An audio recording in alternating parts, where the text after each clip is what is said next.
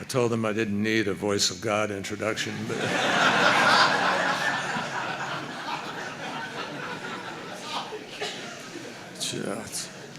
we're learning in government. It's hard to get things going. It's also hard to stop things. It's my great privilege to introduce to all of you my boss, for whom I have the greatest respect for many reasons, but above all, his commitment to the environment is unsurpassed. And he is, through his climate action plan, he is changing the way the United States powers our economy, and over the course of his presidency, he's taken very ambitious steps to cut pollution from the largest sources, from cars and trucks and buildings and power plants. And I think, as many of you know, recently he just set aside, as our British friend mentioned, the creation of the world's largest marine preserve, an area twice the size of the state of Texas. And this morning he officially designated, I'm sure we'll talk about it, another marine national monument in the Atlantic. President Obama, as all of you know, was born in one island in the Pacific, Hawaii, and raised in another, and therefore I am convinced has a very special connection to what we are doing here today. And above all, he is also a parent and cares enormously about the future, and made a pledge that he was going to try to leave this beautiful planet we live on in better shape when he leaves than the way he found it. And I think he's doing that. He's set aside more land, more water area than any president in the history of the United States. Ladies and gentlemen, welcome, please, the President of the United States, Barack Obama.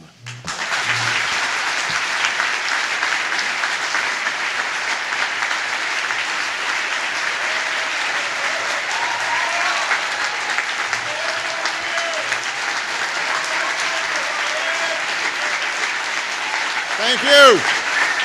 Thank you, everybody. Thank you. Thank you. Everybody have a seat. Well, thanks, John, for the introduction and the vision to create this conference. I am obviously grateful to John Kerry for a whole host of reasons. But one thing that we all owe to John is his conviction that a healthier ocean and a healthier planet are about more than just our environment.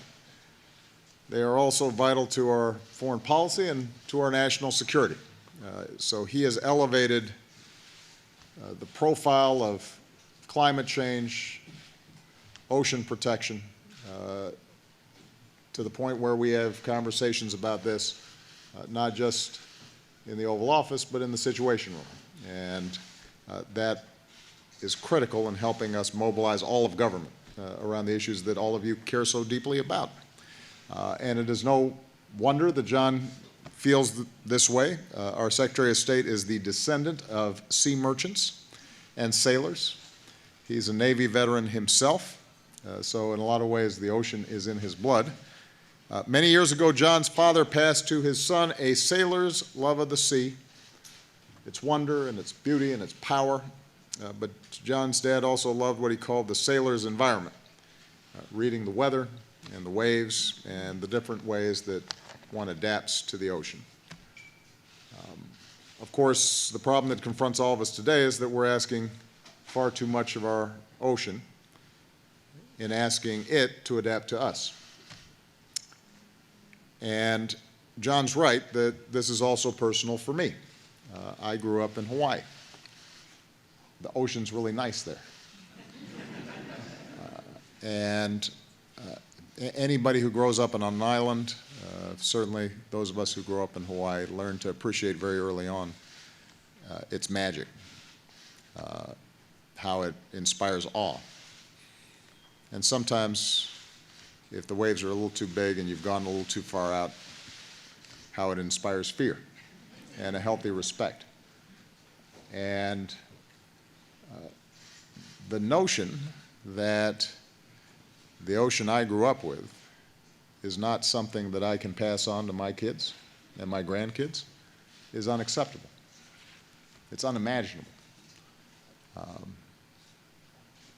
And so the investment that all of us together make here today is vital for our economy. It is vital for our foreign policy. It's vital for our national security.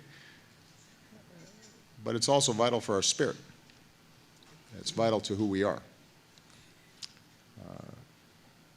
Dangerous changes in our climate, caused mainly by human activity, dead zones in our ocean, caused mainly by pollution that we create here on land, unsustainable fishing practices, unprotected marine areas in which rare species and entire ecosystems are at risk. All those things are happening now. They've been happening for a long time. So if we're going to leave our children with oceans like the ones that were left to us, then we're going to have to act. And we're going to have to act boldly. And that's why the pledges and the partnerships from all of you at our Oceans Conference are so vital. The more than $4 billion that governments and philanthropies committed towards conservation at the first two gatherings, here in Washington and in Chile, the more than 2 million square miles of ocean we came together to protect over these last 2 years, and what you'll add to those totals this week through more than 100 new initiatives and contributions, all of that's going to make a difference. It's probably not enough, but it's a pretty good down payment. And more importantly, it's signaling the fact that just as we did with the Paris Agreement, increasingly we are able to construct an international architecture that addresses some of these most vital environmental challenges in a serious way. One of the reasons I ran for president was to make sure that America does our part to protect our planet from future generations. And I am very proud that America has become a global leader in the fight against climate change. From tripling the electricity we get from wind, multiplying solar electric power more than 30-fold, to the Clean Power Plan that will limit the pollution we spew into our skies, to our role in rallying nearly 200 nations around the Paris Agreement and our work that continues to bring it into force this year. We cannot truly protect our planet without protecting our ocean. I have not gone to as many countries as John has. Few humans have. And I got to say, by the way, he never looks tired, which is impressive. But whenever I go abroad, including to many of the countries that are represented by heads of state and foreign ministers and other high-ranking officials here, I set aside time to talk to young people. And they rarely ask about poll numbers and political gaffes and whatever's flashing across the little trailer at the bottom of the newscast. They give you a sense of what's really important, what haunts them, and what inspires them. And on my very first overseas trip as president, I held a town hall in France where a young woman asked me about sustainability. Then a few days later in Turkey, first question I got was about climate change. Same thing happened last year in Malaysia. Just last week in Laos, another young person asked me what I'm going to do to protect our lands and waters. So the generation behind us, they understand what's at stake. It's been said that we don't inherit the earth from our parents so much as we borrow it from our children. They know that.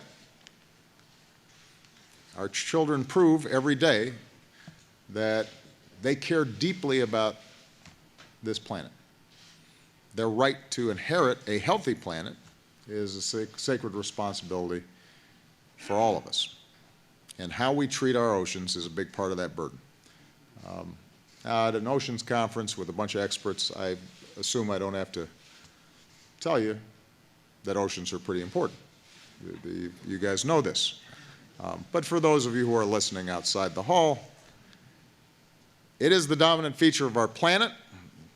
It's why we share a blue marble as opposed to a brown or gray one.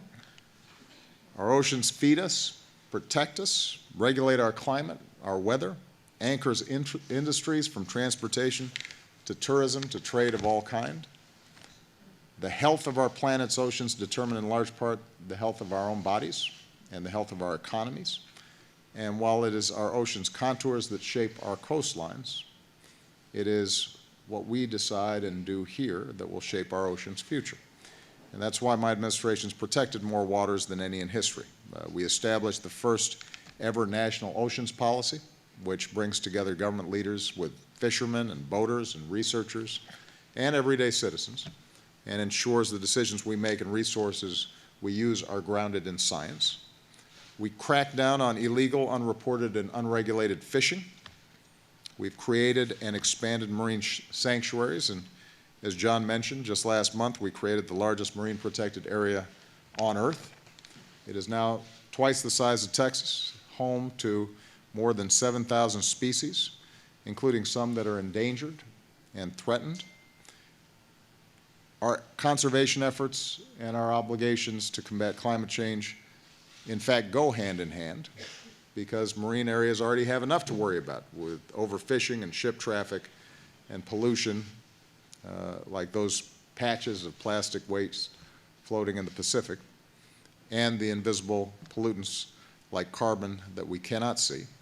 The more of those threats that we eliminate through conservation, the more resilient those ecosystems will be to the consequences of climate change.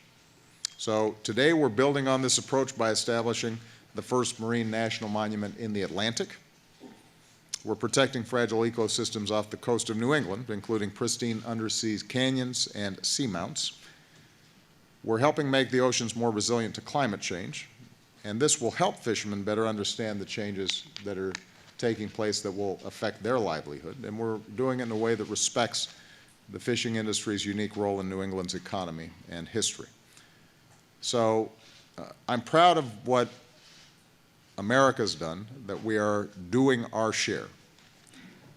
But it's no secret that we're all going to have to do a lot more, and we're going to have to do it fast. And that's why it's so critical that the tradition of this conference continues after John and I leave this office. That the EU so quickly raised its hand to host next year's Our Ocean Conference is a testament to the fact that these challenges demand collective action and deserve the world's attention. It's a recognition of the reality that the ocean's health is our health, and we've got our work cut out for us. You know, the ocean acts like a sponge, absorbing most of the extra heat caused by our greenhouse gases. And it's been growing warmer and more acidic for decades now. In other words, the very chemistry of our oceans is changing, which is risking marine life and rippling all the way up the food chain. As oceans warm and sea levels rise, our lives and livelihoods are likely to change too. Homes becoming uninhabitable, floods devastating communities, crops withering, industries like fishing disrupted. Cultures that have coexisted with the ocean for millennia are forced to flee to higher ground. This is not a far-off problem. It's happening as we speak. It's happening here in America. By the end of this century, nearly 1 in 5 homes in John's hometown of Boston could be at risk. The same for a quarter of the homes of my childhood home of Hawaii. I spent my childhood on those shores, looking out over the endless ocean, and was humbled by it. And I know that in a contest between us and the oceans, eventually the oceans will win one way or the other. So it's us that has to adapt, not the other way around. Our ocean's very vastness, however, presents another threat. We don't touch the depths of the ocean in the course of our day. We don't see it. We don't see the effects of climate change every single day with our own eyes. We just see this great big ocean. We assume that it's too big to be wrecked. It's easy, as a consequence, to dismiss the urgency of the challenge, but part of what I hope this conference is about is recognizing that we cannot shy away from problems because they're too big. We cannot pretend the problems don't exist because we're going to have to make some changes in our own ways of doing business in order to confront them. Instead, we have to come together and we got to find solutions, and we can. One of the most, well, let me close with two stories, going a little off script. One of the most encouraging things that I heard this year, a year full of tough news in various places around the world, is the news that many of you heard that the hole in the ozone was actually shrinking. Now, for those of us of a certain age, you'll remember that was quite worrisome. We weren't really sure what the ozone layer did, but the idea that there was a big hole in it was a problem. And I remember as we slowly began to phase out aerosol deodorant cans, which were kind of obnoxious anyway, because when you sprayed them, you couldn't breathe. So you knew they weren't really that good for you. It felt like a nice thing to do, but I don't know about you, I was not convinced that this was actually going to solve the problem, and that whatever it is that was going to happen to these ozone layers up there, that it was just going to keep on getting worse. And lo and behold, just this year, we get reports back that actually that hole that we had blew in the ozone layer began to shrink. And by the way, we figured out other ways to produce deodorant. I say that because it gives you a sense of human ingenuity. When we make up our minds to do something, we can do it. The same was true with acid rain in much of North America. People were skeptical, thought it was going to be too expensive to try to figure this out. We figured it out. Nobody talks about it anymore. My kids don't know what acid rain is. That has to be a cause for optimism. These are problems we can solve. And part of the power of conferences like this is to insist on human agency, to not give in to hopelessness or to suggest that somehow these problems are just too big. We can solve them. We just have to have the will to pursue collective action. And the second thing I'll just end with is the trip we took to Midway, which is right in the center of this new marine preserve. And as many of you know, this is a historic monument, not only for conservation reasons, but because this was a major turning point for the war during World War II. At its peak, there were about 5,000, 6,000 troops on this island. Now there are exactly 45 people and 3 million birds, I think it is. The population, the bird population had shrunk drastically. And then we figured out that if you eliminated some of the people and the rats that the people had brought to the island, the birds would actually do pretty good. And they are thriving. And so we drove around and went to a beach in which there were 6 or 7 turtles lying in the sun. And we have sea turtles down in Hawaii. In fact, they nest up around Midway and then come down to Oahu and the beaches where I used to body surf. But we'd never see them on the beach. But up in Midway, they didn't have people chasing them away, and so they felt pretty comfortable. Turns out they like sun when we're not overcrowding the beaches. And then we went out snorkeling, and the coral was purple and it was orange, and there were monk seals sunning themselves on some rocks, and one of them dove in, which made one of the people on my team, who I shall not name, pretty nervous. And we spent the afternoon looking at this incredible variety of fish. And we had to leave before 5:30 because that's when the birds start coming back, and then your plane's stuck because you can't fight the birds. And that, too, was a great cause for optimism because it reminded us that nature is actually resilient if we take care to just stop actively destroying it. That it'll come back. And certainly the oceans can come back if we take the steps that are necessary. I saw it.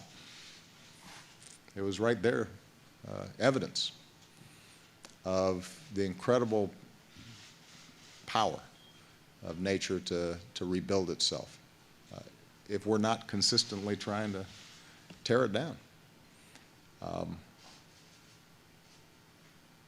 So I wanted to leave you with those two images just to remind us that what you are doing here is important and that we can be successful. It is going to require work. It is going to require vision. It will require occasional sacrifice, but as long as we make sure that the sacrifices are not borne just by a few people, but are spread broadly and fairly and justly, then my hope is that my children and your children and our grandchildren, they'll be able to take that trip to Midway at some point. And they'll be able to watch seals swimming through water. And they'll thank us for it. And we will have done what is probably the most important thing that you can do on this planet Earth, and that is make sure that you're making it just a little bit better for future generations. Thank you very much, everybody.